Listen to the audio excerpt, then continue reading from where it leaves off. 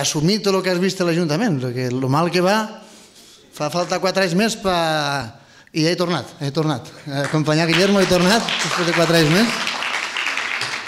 I bueno, a lo que anàvem, estem en crisi i no s'escapa de la crisi cap sector. En la ganaderia i agricultura els ganaders tenen el mateix preu que fa 25 o 30 anys. El preu de cost està un 42% més alt i els marges comercials del govern socialista és lamentable.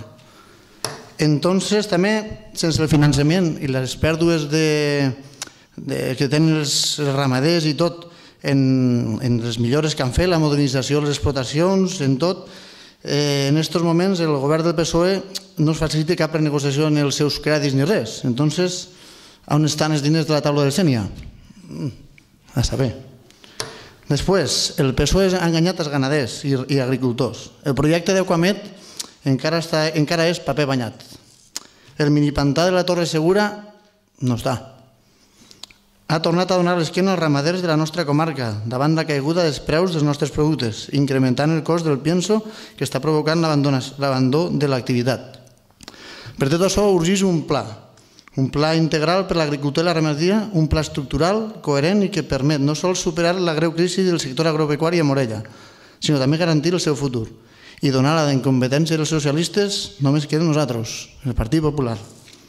Els populars creiem que en la nostra terra hi treballem per ella, per això creiem que es pot fer millor. S'ha de prestar especial atenció a la dona en el medi rural, garantint la conciliació de la seva vida laboral i familiar.